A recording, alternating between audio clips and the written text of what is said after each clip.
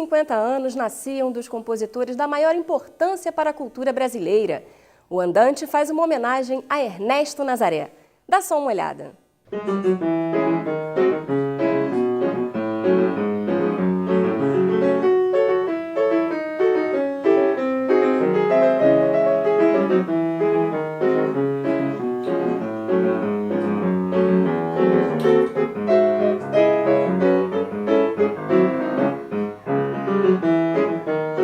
Apesar de não ser muito conhecido popularmente pelo nome, Ernesto Nazaré fica na memória das pessoas por meio de suas composições.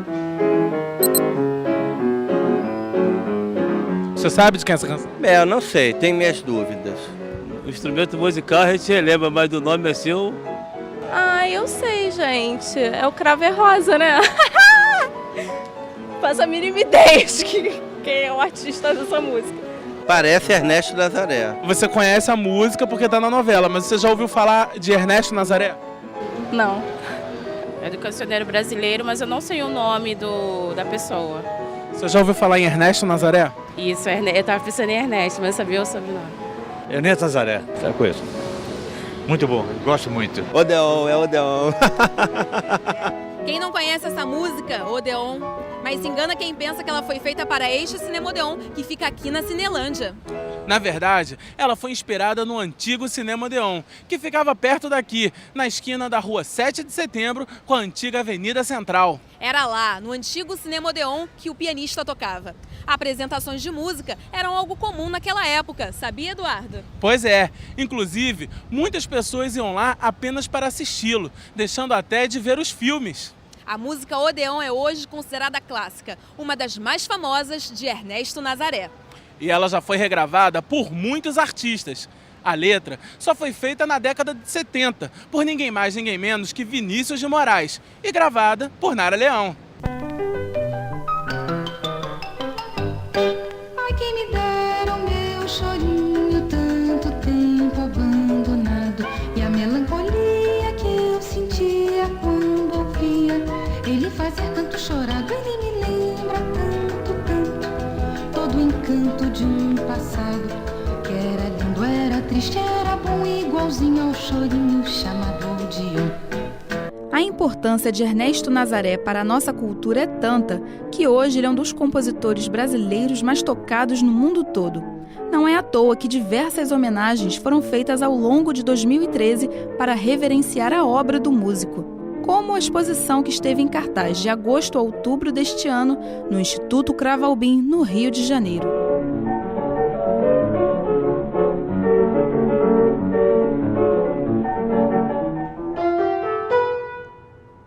A paixão de Ernesto Nazaré pela música começou através da mãe, que o ensinou a tocar piano. Aos 14 anos, ele compôs a primeira canção, Você Bem Sabe. Aos 20 anos, Ernesto Nazaré já é conhecido no Rio como compositor e professor de piano.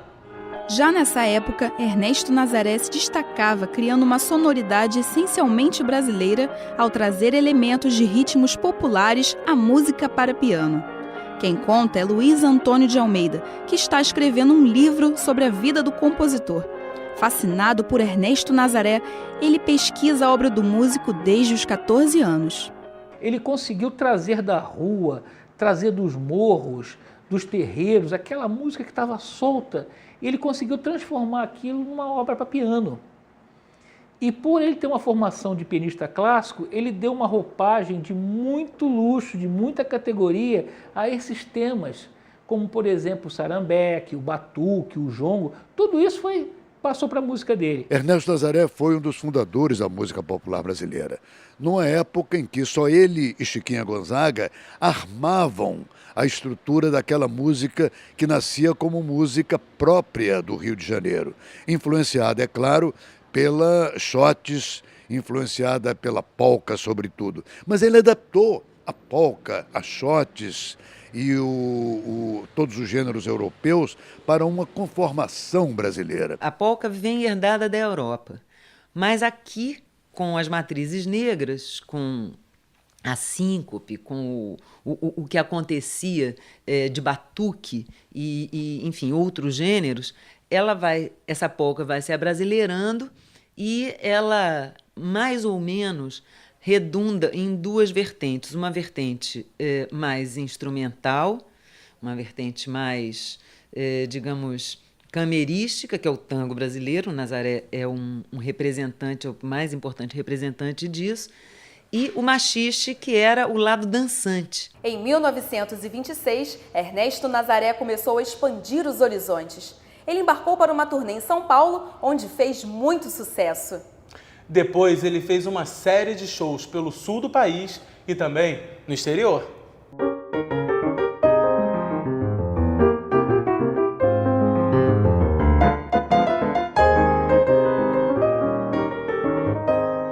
Depois de enfrentar problemas psiquiátricos por causa de uma doença no sistema nervoso, o músico faleceu aos 70 anos. Mais de 200 composições fazem parte do legado deixado por esse grande artista. Para você ter uma ideia, já são mais de 2.700 gravações comerciais da obra de Ernesto Nazaré. Ou seja, é muita gente gravando, é no mundo inteiro, né? É no Brasil. Nós estamos comemorando agora 150 anos do Ernesto Nazaré e é uma surpresa atrás da outra. Toda hora alguém está fazendo alguma coisa, é um recital, uma palestra, gravando um disco. A obra do artista atravessou as barreiras do tempo e chegou à era digital. O portal Ernesto Nazaré 150 anos oferece aos internautas uma coletânea sobre a vida do compositor carioca. Se uma pessoa grava hoje um disco de Nazaré, esse disco daqui a uma semana vai estar no site, né? Nós temos uma agenda permanente, todos os concertos que estão sendo feitos em comemoração a esse Sesc Centenário. Tem uma linha do tempo muito detalhada, ano a ano da vida do Nazaré, com imagens e ligando ano a ano também a produção da obra, né? Os anos de composição de cada obra do Nazaré. Você encontra a partitura do original para piano, né? Para download, quer dizer, os pianistas podem chegar lá, baixar em PDF e botar no seu piano e tocar, né? A gente encontra uma versão melodia e cifra dessas músicas para poder ser tocado por outras formações instrumentais. Então você pode pegar um flautista com um violonista e tocar uma música que foi originalmente escrita para piano, né?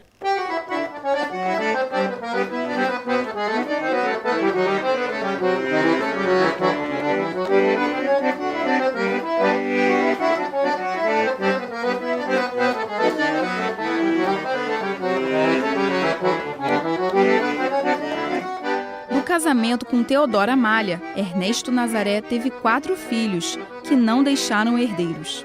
Por decisão de familiares, o acervo pessoal de Nazaré ficou para quem admira e conhece bem a vida do pianista.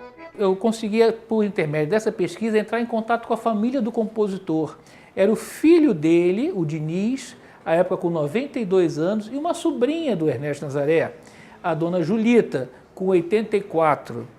Eu, então, me tornei aquela criança, né, aquele rapazinho, entrou na vida daqueles 2 velhinhos, né, no momento final da vida deles, eles não deixaram descendência e me adotaram, assim, tipo, como se eu fosse um neto. E eu me tornei o neto que o Ernesto Nazaré jamais tivera, né? E o que aconteceu que foi com o falecimento do primeiro, a dona Julita se tornou herdeira e depois me tornou herdeiro dos objetos do Ernesto Nazaré. Então eu me tornei assim, eu tinha o piano do Ernesto Nazaré, manuscritos, partituras, fotografias, documentos pessoais, objetos pessoais. Então tudo isso ficou comigo. O piano eu já doei para o MIS. Uma boa parte do acervo também está com o Instituto Moreira Salles, mas eu guardo coisas muito preciosas, né, do Ernesto Nazaré, pelo menos para mim. Embora o auge do sucesso de Ernesto Nazaré tenha sido no início do século XX, até hoje ele serve de inspiração para jovens artistas como Marcelo.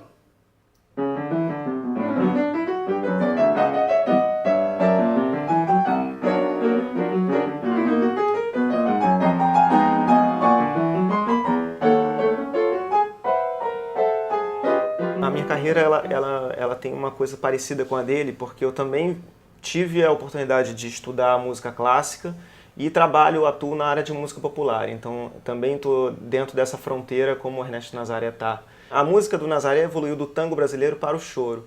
E eu acho que o que eu faço evolui no sentido contrário. Eu faço o choro carioca, a música brasileira, mas também misturo com as raízes argentinas da minha mãe. A minha mãe é argentina. E eu misturo essa coisa do choro com o tango, com o baião, esse caldeirão que é o Rio de Janeiro, que sempre foi, né? Então, eu acho que está tudo dentro dessa obra, assim, dessa coisa que eu faço e que o Nazaré fez também.